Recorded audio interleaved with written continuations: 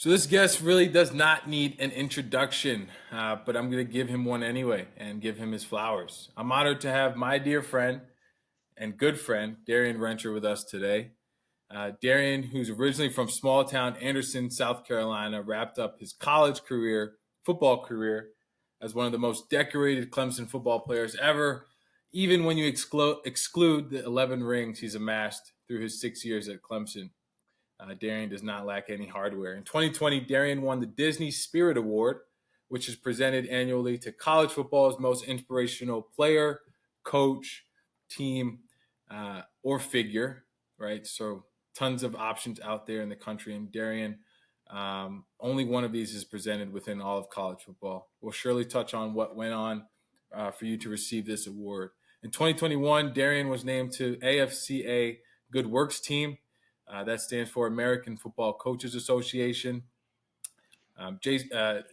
Darien was also a Jason Witten Collegiate Man of the Year semifinalist that same year. All of this while earning a degree in psychology and being a six-time ACC honor roll selection and completing micro internships across the country in the spare time that he had, which we all know is very minimal as a college football player. On the field, Darien notched 93 carries for 437 yards and 3 touchdowns in his 48-game career. But as a friend, I know this wasn't the whole picture for Darien, right? Clemson meant much more to him. I think it meant family, it meant growth, it meant more opportunities, and will allow him to speak to more. But in my eyes, his best accomplishments to date are marrying his amazing wife and bringing in a beautiful little girl into this world all over the last 2 years. So welcome, my brother, the place to the MOGL podcast, the place where we aim to give future, current, and former college athletes a voice at the table. Welcome. What's good, bro? Glad to be on here. Glad to be on here. Thank you for the introduction. Did I What's give you your good? Thank you. flowers? Was that a good Yeah, intro? bro. Yeah, good intro. Well, I definitely received my flowers. I appreciate it, bro. That's great. Well, you do this more often than I do, so I'll definitely need some feedback on your strategy for intros um, and whatnot. So, but we'll get into fatherhood and family life. But let's quickly, Yeah, man, yeah, date back to your time at Clemson. yeah. I think the first question I have for you, right, is as a walk on originally, did you think you could have left such an impact on the program to the level that you did? I don't think it's always the mindset of a walk on to come in and leave such a legacy, but was this always part of your goal? Yeah, I think I described my time at Clemson. It wasn't exactly what I wanted, but more than I ever imagined. Like I knew I wanted to make add value. I knew I wanted to earn a scholarship at some point. I knew I wanted to leave my mark. I had no idea or ever imagined at the end that it would be like that. In to the caliber at Clemson, but just in college football in general, and just like the impact that I feel like God allowed me to leave. And so, yeah, I think it was a part of the plan to make a difference and to like not just be a average person on the team, to be another guy who just came through and nobody knew his name. Yeah. But I definitely wanted to it really was started with I just wanted to be known in the locker room as somebody who wasn't another walk on who people forgot about, who quit after a hard year. Yeah. I wanted to earn a scholarship. I wanted my teammates to respect me. I wanted my coaches to respect me. And then it was kind of amazing to see what that intention led to over the course of my career. So what was the feeling like when you put on a scholarship? What year was that? Do you feel like you kept up? You feel like you kept up the same grind, right? Because if you think about it, it's kind of like, all right, I know that the opportunity is out there for me, and I kind of reached this Right. milestone. But do you feel like you kept up the same grind from when you were not on scholarship to when you had it? Yeah. I think it's become like habitual. Like the things I feel like it was like really the person I became. I thought I was gonna get on a lot earlier, and there were some things that just What happened. year Like it was it? wasn't. So I got put on. It's like I came on a team at 16. So I did my redshirt year, my redshirt freshman year, and I got put on going into my redshirt sophomore year. So going into my third season, I got put on scholarship. Then I stayed Nice. on the remaining 4 years. Yeah, I mean, it actually took a lot more time and work than I initially planned. I thought like Hunter Renfro was kind of like one of my still is one of my really good friends, but at the time was like somebody I looked up to as far as like walked on, earned a scholarship, earned Yeah. playing time, Yeah. earned the respect of his teammates and all that good stuff. He was like, bro, give it like redshirt year, go into that second year, you're gonna be on. And bro, I was up for it. And they just gave it to another guy. It literally had like Sweeney told me, he was like, you another guy. The Oh, guy was older than me. They did like a whole seniority thing. He yeah. got it and I was kind of bummed, bro. I was like really rock bottom. One of those moments, I was like, dang, I put in all this work. I can't believe they're not looking at me right now, showing me love, and showing me my respect. But like I said, it all worked out, bro. It came at the perfect time. But when I got on, yeah, it definitely was just a milestone, but one of those moments you work for, and it's just I think the prize is the person I became in order to get that. Like Yeah. when it came, it was kind of like a no brainer to everybody in the building and to the coaching staff. It was like, yeah, Rencher, he deserves that award or deserves that honor. And then Yeah. it obviously helped. Like, I mean, being on scholarship at a Power Five school was a lot more bread in your pocket. This is pre NIL too. Like this is like I got my, you know what I'm saying? I got my house paid for, Yeah. and I'm getting a little stipend money in my account. And so it definitely was a blessing for sure. Who was it, man, that just got it? I mean, after he hit the game-winning field goal, I Yeah, forget that's his kind of name. rigged though. Like I got mixed emotions about that because that's kind of crazy. Because if you actually know college athletics, that means that scholarships have just been sitting there the whole The whole fall semester. year, and so we're almost done with the regular season, and like you just Yeah, so had. it's like, bro, you going I don't even get how you allocate that through this part of the season. What team was it? this is it was Washington. Washington, right? The kicker, yeah, the kicker guy, which is, I mean, not knocking to the kid. The kid obviously he should feel a type of way. He should feel Right. honored to get that. It's the But it athletic is department. kind of Yeah. it's kind of like backwards as far as you've had that because you usually give out scholarships during the fall or during fall camp. Summer. You Yeah. got basically the whole fall semester You're to get actually right. exposed Like to that it. doesn't make sense. Are they gonna prorate it to where the kid gets a full? You know what I mean? Yeah, Like what if? that's what they should do. They should really give him all the money he would should have got during the Yeah. fall semester and keep him on for like as long as obviously they intend to. That's another thing too about scholarships is like I was lucky enough to have mine renewed each year, but like Oh, they're not you all can renewal. Yeah. yeah it's not like a full ride where this kid is guaranteed 4 years of full scholarship. Like coaches will sometimes give it to a kid for a fall semester, spring semester, and then it becomes one of those things. It's a numbers game where it's like, all right, you had it, but we're gonna take you off of it. Like Coach Swinney kept me on for 4 years, which was a blessing because I Yeah. had friends that got on and got off Yeah. and get it back and maybe never get it back. So there's a lot of like nuances to the whole getting them put on scholarship for sure. Well, yeah, I think we were fortunate at Notre Dame because I remember this conversation came up really early on with one of my good friends, Minka, who's down in Alabama. But so the difference we had at Notre Dame was I think it was guaranteed, which is crazy to even use that word, but it was a 4-year scholarship versus Oh wow, yeah, and like that conversation I had with Mink was it was a 1 year reannual. Like I don't know, that's crazy. It's like almost like a it's contract or like a yeah, it's very contractual. yeah, like you got to perform, which is crazy. But I guess my next question, man, and we'll get into Clemson a little bit more. But if you had one word to describe the culture at Clemson, what would it be, right? Because I think I'll just kind of let you answer, but I have my own interpretation. Yeah, family. I mean, that's it's kind of like the cliche, but also just like very on brand. The Clemson family. And I'm gonna give one more word because that one is like that's literally like the DNA. Like you look at all the branding, That's what like I the whole, yeah yeah. but it is true. Like they do and have done and still do a really good job with you like coming in while you're there, once you leave, of making it feel like as much family as it can be, even though it's still a booming business.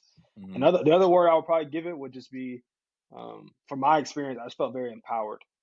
Okay. That probably be the second word. I feel like Clemson, um,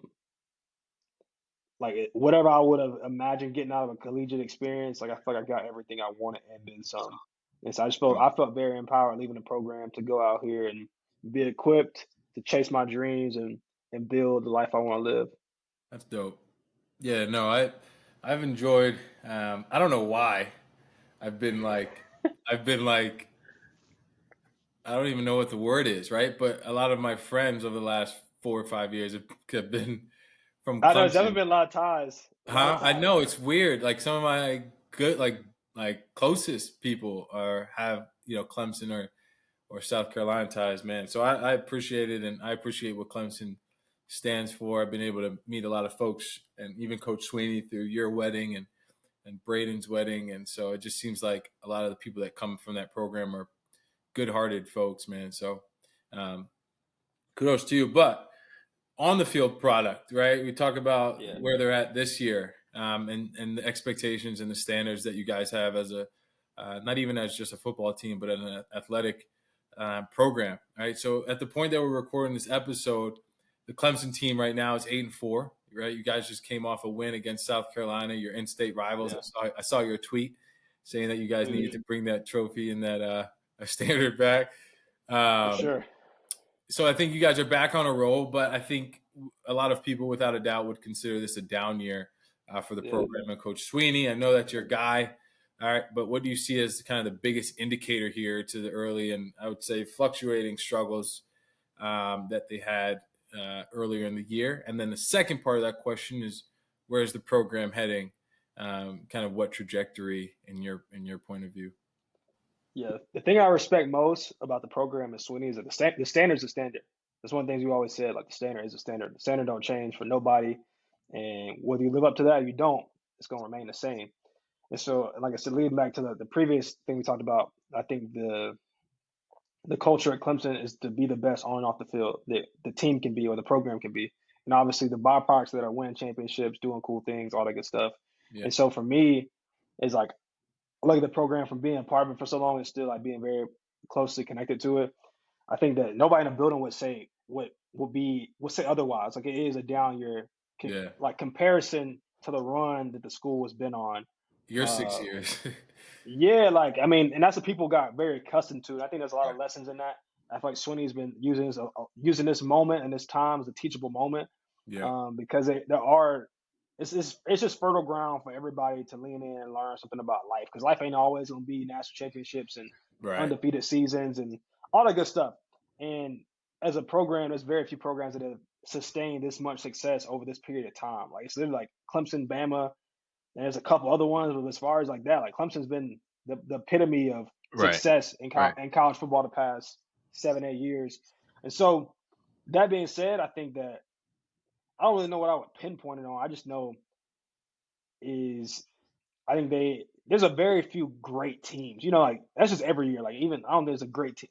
There's a couple great teams every year. So I think Clemson's a good team, Yeah. but I they're don't just even think playing there's a bad great football. team right now. Like Yeah, you're like talking about, it's like I don't know which program, which team you would consider great from your time there, but I think there's a few. But like, LSU 19, yeah, I us mean, I'm talking about 2018. Clemson, but like LSU 19, and then you guys had a few, and I'd even consider I Notre Dame's.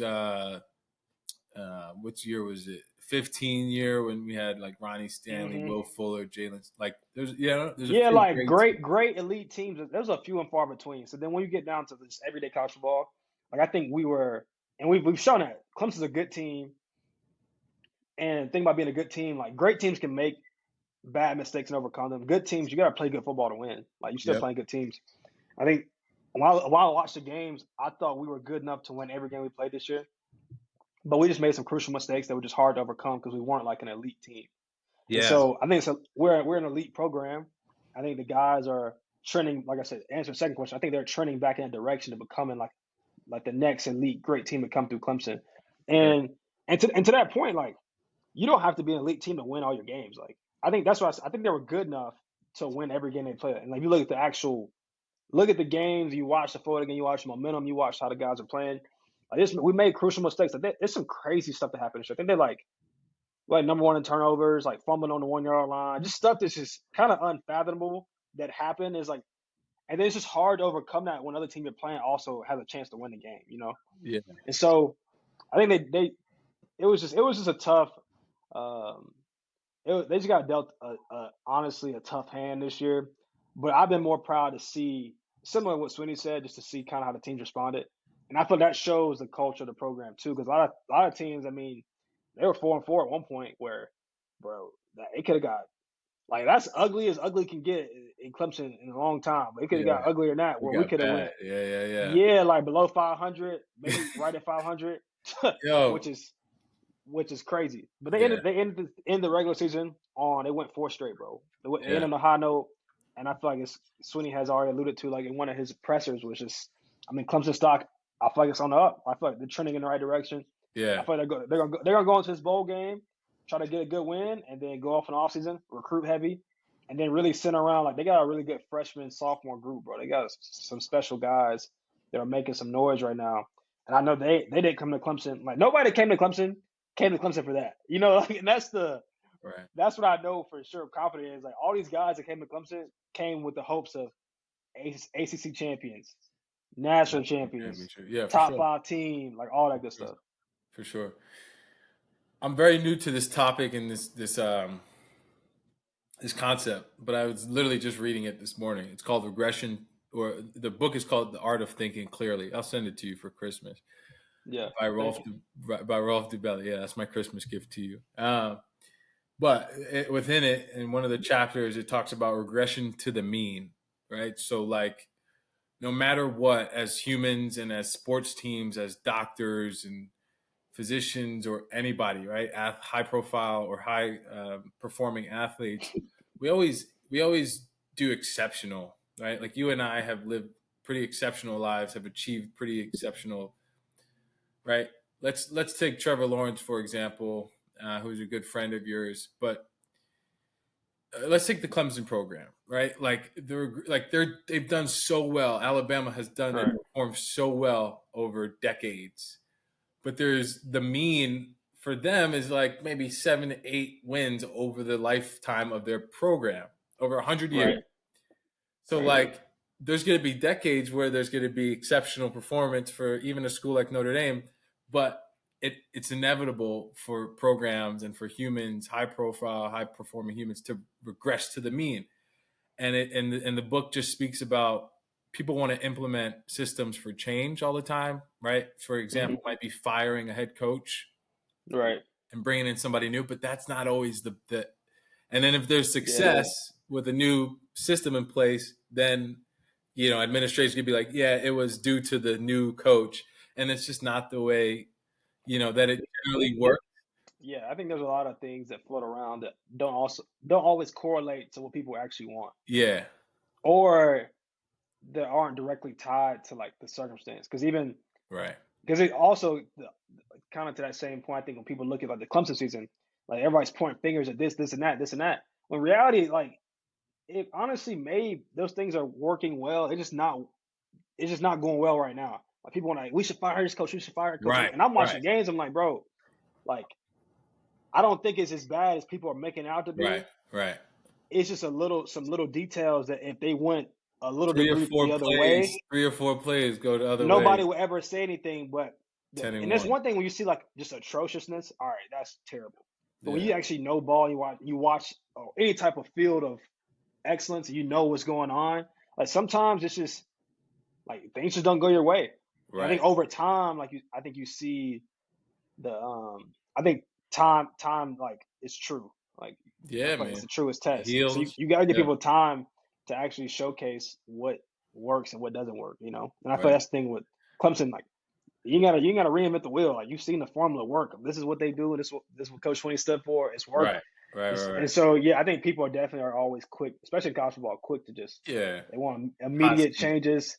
Yeah, because of just hard circumstances when sometimes it takes time.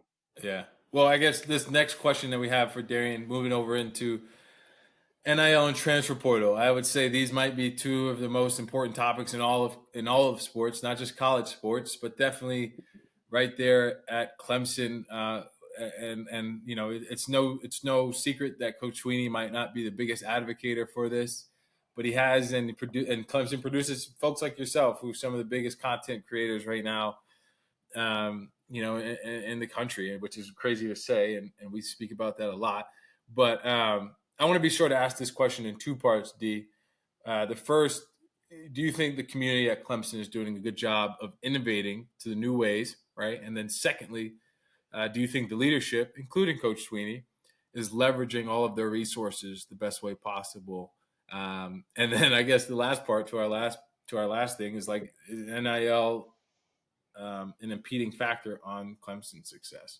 Yeah, I think they, especially Coach Sweeney's caught a bad rap in some aspects because some of the clickbait or just stuff that Bait they've kind stuff, of taken. yeah, Yeah, well, I mean, that's the media world we live in. You gotta be careful what you say and how you say it, and the tone you say it in. But I think some of the things he said because I was there and experienced NIL with him being my coach, and also I've seen like and talked to him about NIL since then and try to help bring value to the whole Clemson ecosystem as far as NIL. I think some of the things he said were just taken out of context. He definitely has like strong morals and strong stances against certain things because he does want to protect. the model that is college football in some aspects. And like obviously, there's a lot of differing opinions, and people can go. Yeah. I feel like there's ditches either way. I think there's a ditch if you don't want NIL, which or people want to be so conservative over everything where they just want to basically hoard everything to or just think college athletes can't handle it. Yeah. There's also a pitfall to me. That's the other side where like everything should just be free and open. Everybody should do whatever they want to do. Right. Right. There should be no guidelines. There should be no boundaries. I feel like the answer's somewhere in the middle, and I feel like people are finding that out just because like you need order, you need structure to everything, and I think change is definitely good. And I Yeah. benefited from NIL as much as anybody. Um, Yeah. and so it's like to answer that question, I think Clemson has and is doing a good job of innovating.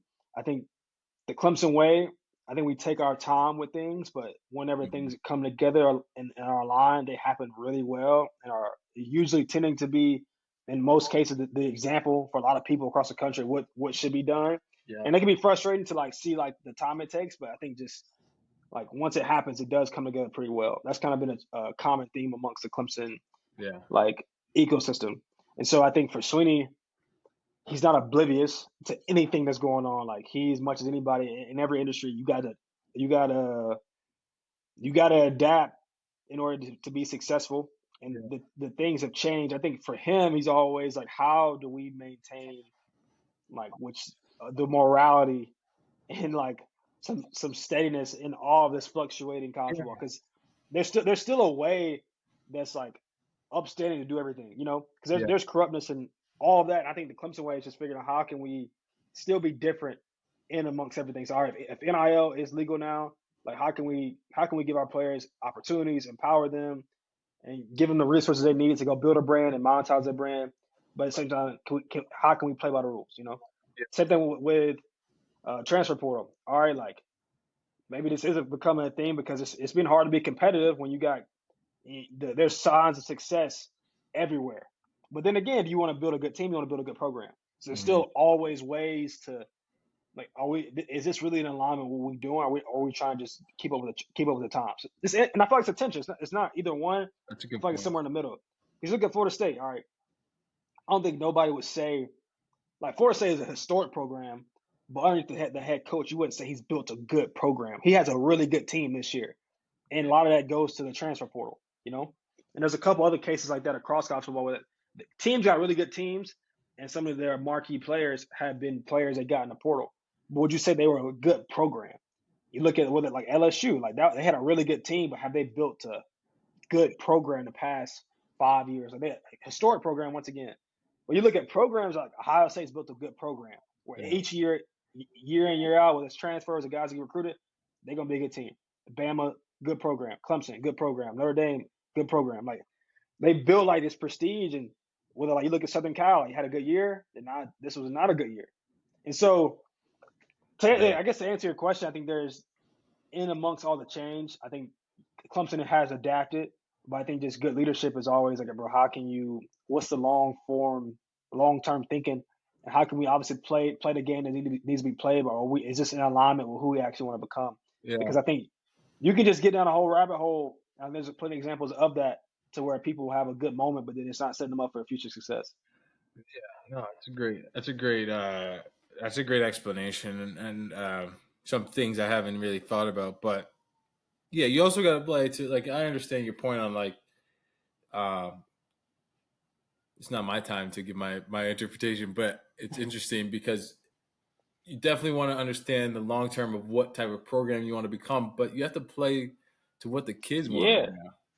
you got. I mean, that's 'Cause in every industry. You gotta there's it's the balance of how do I build something that's gonna last, and how do I build within that, but also a what's lot of hot? industry you gotta yeah you gotta keep up with what's going. Like that's a part of like staying relevant, Yeah, and so yeah, it's an art to it. Like it really is. But this yeah, ain't the first time college football's changed. Like, college football's changed, yeah, especially throughout the time Coach Swinney's been coaching. You know, like they yeah. used to not get stipends. You know, like there's different things like raising money and Right. all these things that they've changed. I think this is obviously probably one of the most catastrophic changes because For it's really sure. Probably the biggest one. disrupted the entire model of what collegiate sports has been known to be. Like Yeah. guys are making like real bread, and Yeah. this is like I said, my money and the opportunities I had. This is pre-collective money. This was like strictly kind of, like, which I low Yeah, key get yeah, jealous at, because yeah. I'm like, bro, I could have walked away with an extra whatever. This is in this pre-collected money where it's kind of like there's a pool of money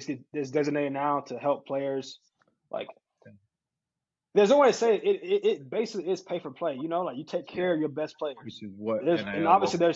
Yeah, there's things that they do that whether like different deliverables they gotta do that helps them. You know what I'm saying? Like they gotta work towards getting the money. But it justify is it. like Yeah, yeah, exactly they're paying players now. yeah, yeah. And the part of NIL that I was able to be a part of, and still is a big part, I feel like is missing sometimes, is if you build a brand, Yeah, you have digital IP, and what yeah. you can have, it affords you opportunities to go make money in partnership with different brands, companies, and etc. Right, right. Which, yeah. I mean, which we can get into a whole conversation of, but like now, so much, or not as much as when you were and I was, or you were in school. I didn't have NIL, but football players, basketball players, men and female, male and female, Yeah, they're not so much focused on building a brand because of the collectives and the pay for play. It's not. Yeah, I mean, it's all the other non-revenue sport athletes that are more focused to build a brand because that's the way, how NIL was supposed to be used and leveraged. That's how they're generating money. So you personally, Darren, you said you're kind of staying and helping out with the ecosystem there at Clemson, but how have you personally stayed involved with NIL and pushing forward some of their efforts? yeah. So just one, like being there for some of the guys on the team, just helping them. I think it'll be more so rolled out this next year. Like we just launched a new collective at Clemson. It's called the 110 Society. That I got Bobby. some friends that are, yeah. Well, Bobby's helping out, but then some other people are just kind of helping getting it off the ground, and just making it more of um, an alignment with the university. Basically, what it was is like there's a couple of different people doing different things, and this was a way to just make it align with the AD, Coach Sweeney, president, like everybody. It's just like it's an aligned effort as much Mhm. as it can be with the way the rules are set up. And so just being able to partner with them from like a younger perspective, because obviously a lot of these people are people who um, have built businesses and done different things, but I have firsthand experience and still do a lot of this stuff that like college athletes want to do, like getting brand deals, providing opportunities, helping them build a brand. Yeah. And so just kind of added my time, talent, and treasure to help that.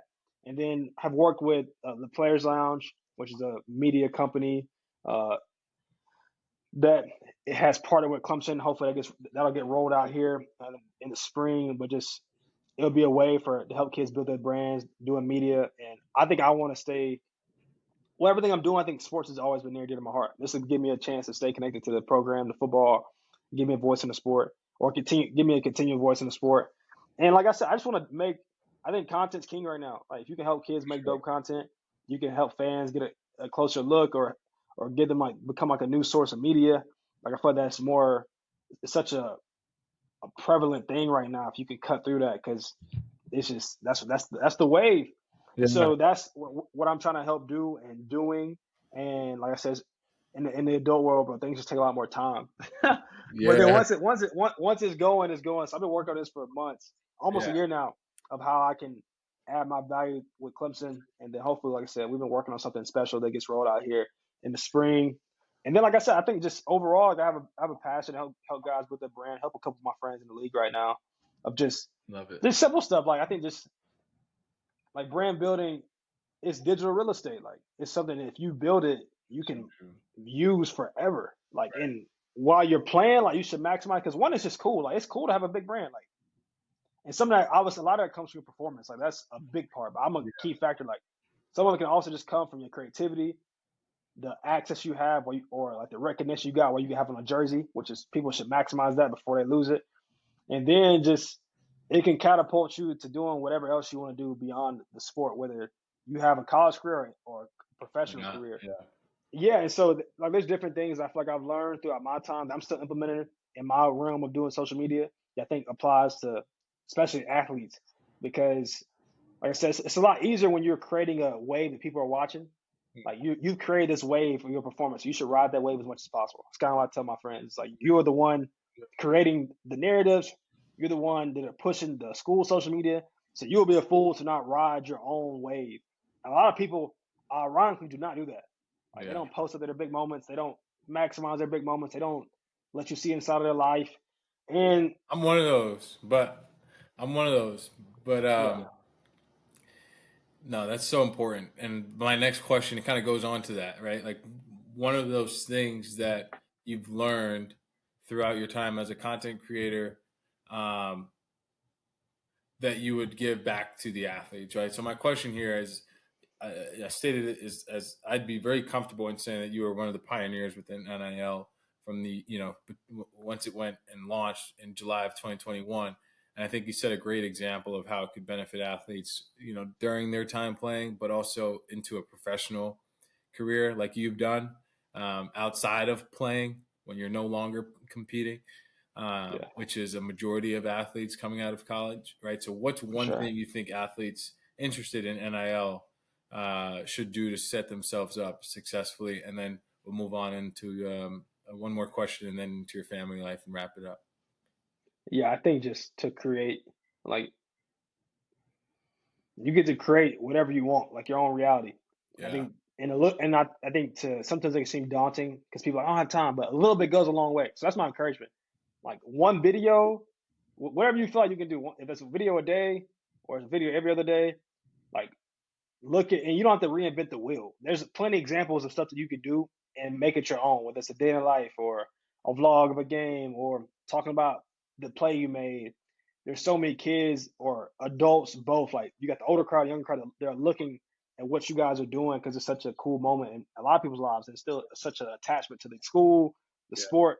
You like all those things. So you got a moment to really maximize it, and what you make of it, it can last you forever, and it could be the next stepping stone to the next thing you want to do. And it could be a continual community that you built that you can use. So I would just say, yeah, create, Yeah. because and a lot of those fears sometimes that people, the social anxiety of like putting yourself out there, Yeah. the fruits of that far outweigh whatever you might feel in a moment, whether a video is gonna flop or what people are gonna think.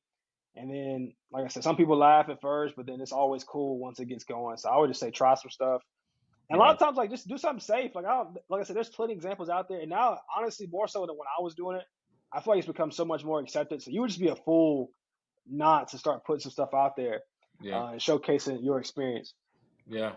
That's a good. You even hit me one time. You're like, "Yo, you do dope stuff." Like, but Share it. you'll be posting stuff. I'm like, yeah. Yeah, bro. Share. I mean, shit. Because the thing is now, like, I mean, most people watching this, especially in today's entrepreneurship or just realm, like Mhm. your Instagram, your social media is your business card. People will look you up before they even ask for anything. Like they'll just Right. look you up. Like, Right. Right. and Right. so, and I think people will just use that to your advantage in whatever it looks like for you in any field, but especially the college athletes. Like Yeah. you got a moment right now, a special moment, Right. and I would tell you, you would be a fool to not maximize it to every degree and to start setting yourself up for whatever you want to do. I think that goes to like whether you make it pro, then the bigger your brand is, the better, the more money you're gonna make. And if you don't make it pro, then like you still had a moment that you can build and use for the next thing you want to do. Last question within the business side of your life in sports, right? But you're an entrepreneur, man, in every sense of the word. And I commend you for what you've been able to create. You create new business lines, and you've assumed a lot of risk, doing so. I think there's risk in being a full time content creator, which we talk about, and there's risk Yeah, in you starting a lifestyle clothing brand, if that's how you categorize it. And apologies right. if that's not how you do. No, it is But spot on. what's one lesson that you take away from these experiences so far? Both of these. Yeah, I think that I was actually just thinking about this. I mean, I think that content creation is entrepreneurial at the core, and then obviously creating a business. It's all like personal development. That's really all Yeah. it is to me. Like it, that, I mean, at its core, it's just like you have to believe that you are confident and worthy enough as anybody to go start something. Because everything, I think it's sometimes too, people are just, you just sat back and really analyze and like just looked at what the world is. Like, every place that you would go work was somebody being entrepreneurial. Like somebody created that. Yeah. Somebody made this entity. Somebody, and obviously there's so many. There's such a vast. Um, there's so many vast examples of what entrepreneurship can look like. in different ways within the system of whatever entity it is. And you could be the thing that like nobody knows about that everybody needs. You could Right. be the thing that everybody sees. But that standpoint to me, as far as personal development, is like, well, somebody else that was a human was able to do this, Mm-hmm. and so why? The only reason you wouldn't be able to do that is because your own limitations. And so for me, that's what content creation. There's other people who have hit certain thresholds that I want to reach, or hit threshold that I once dreamed of getting this amount of followers or whatever.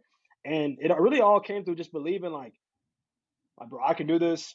I'm worthy to accomplish this, and I gotta take small steps in the direction that I want to go each and every day, each and every week, each and every month to get to where I want to go.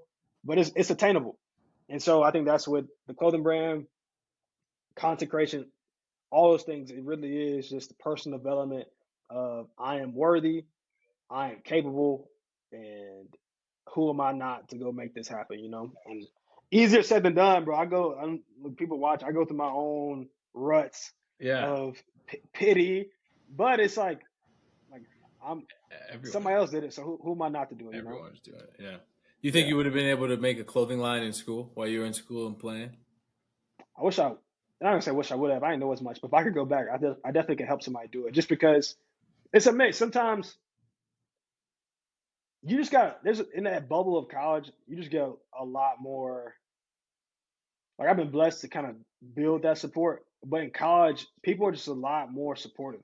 I mean, Bro, especially when it you're just is what it playing. is. Yeah. Yeah, when you're playing, so if you're able to tap into that while you're playing, and if you actually have fashion aspirations and you can figure out the process to do it, I mean, you're gonna get a lot more support from the student body, your friends on the team, and because when you leave, it's the same people you want to support you, people you grew up with, people you came up with, your friends that will influence. And so yeah, if I could go back, I definitely would have started it, but I didn't know what I know now. I could teach that to somebody, but it wasn't time. I would have it would have been good. It wouldn't have been, yeah, it would have been something rush. But man, Yeah. I think that concept of like you're just more marketable. I think I said this. You're more marketable with the pigskin in your hand, right? Obviously referencing a football, but I mean it is like crazy. I mean, I'm still blessed to have a lot of the immediate support that I have, right, from Notre Dame, especially the community there. But like, Yeah. if I were to reach out to anybody after the Georgia game, for example, even though we lost by one, or the Temple game where I started off my career, or the Michigan game in 2018, like I would have. It's the relevancy. It's the It's just relevancy. being, Yeah. It's very, very understanding, right? and there's ways like I think the part you learn though as you really sit back and analyze the experience is life in a nutshell. Like Yeah, while you're playing, you have value to add. Like you are a big part of this booming industry. Like you have a jersey on, like you are part of this whole entertainment industry. Like that's like you are a key part. yeah, And once you leave, if yeah. you go play professional, you are the epitome of this line of business. Like you can be here one day. If you Right. don't go play professional, there's still ways to insert yourself into the ecosystem to add value. But you just gotta know, like, you were adding value. So the moment you don't have value to add, like that is why it's not working. Like, What are and you that's just doing for me human. now? Yeah, Yeah, and like there are ways beyond playing professionally, and whether you want to go coach, you want to go work in the athletic department, or just ways. And a lot of you don't realize money talks, and whatever you can do to help the business and insert yourself into adding value to the whole thing. That's that's also an answer as you get older. It's like it helps you stay relevant. You got to find ways to reinvent yourself in this ever changing world. yeah. Every day, man. And then last but not Yeah. least, man, thank you so much for your time. I think shifting over and final to your family life and your life today. You are a husband. You are a father. You are building a nice, beautiful home in Greenville. I'm not saying anything that, again, is a secret here. You can find and see all of it on Darien and his wife's TikTok, Yeah. all at the age of 25, right? Did you always Just turned envision? 26 Oh, just turned 26. Sorry. Just turned like last 26. week, like a couple weeks ago. Yeah, yeah, yeah. Yeah. Just turned fresh. Did you always envision your life looking like this, right? In the first quarter century? Or, And a crazy quarter century. yeah. Yeah. And that's crazy because the next one's like I feel like this next run is like next 25 years what I want to look like. Yeah. Yeah, I did, man. Like I think that I don't know I about never that though. finished. I'm gonna interject because you gotta go listen to your podcast with Mackenzie on it and like what you was like in college. No, I know that's what I'm saying. I don't know if I always envisioned like this, but I think as I got older and really had like somewhere in college, I started envisioning what 25 wanted to look like. I think everything that I wanted to do, like I was blessed for the last for a certain amount of time, and that was something lasted longer than I expected. Some things ended shorter than I expected. But everything I feel like I wanted to do or touch, like I've been afforded the opportunity to do that. Yeah. Whether that was like college last, when I went to college, I did not know I was gonna be here for 6 years. Like that wasn't even possible. Like it was only like I knew I'd probably do 5 years. Yeah. At one point, I was going to do 4, but I ended up being in college for 6 years. That lasted way longer than I expected. My time in the league, I was able to sniff the league. I thought at least it last like give me the preseason. Right. I was at rookie minicamp and it didn't work out, but I was able to accomplish that and get to that point. And then I think now with I always know I want to be creative and be expressive in some type of way, and just being able to people have caught on to the things I put out there, which has been a blessing. Because I mean, that's a blessing in itself. Because there's a lot of people out there trying to create things that just people they haven't just caught traction. And Right. so, and I have the freedom, like I work from home, and been able to do really well for myself. Got a wife, we kind of are teammates and coworkers in some aspects, and then have been able to start a clothing brand, like far from like the point of its ultimate success, but like been able to start to get some traction and see it out in the world, bro, like all over the country. That's been Yeah. I get texts like every week. Somebody's like, one of my roommates was at the Arizona game. They were playing somebody. He's like, bro, I just seen a Journey shirt.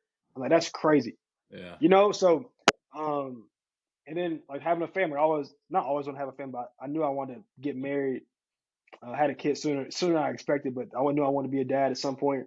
And so, yeah, man, like all I just said, I definitely had a vision, and I didn't know exactly what time span was gonna work out. But I would definitely say this was the goal to be doing something I'm passionate about, something I love, be able to make some good money, to have a partner that I Yeah. love, and then Partner in to be crime. able Yeah. to, yeah, to be able to have a family that is like stable and Yeah. like together.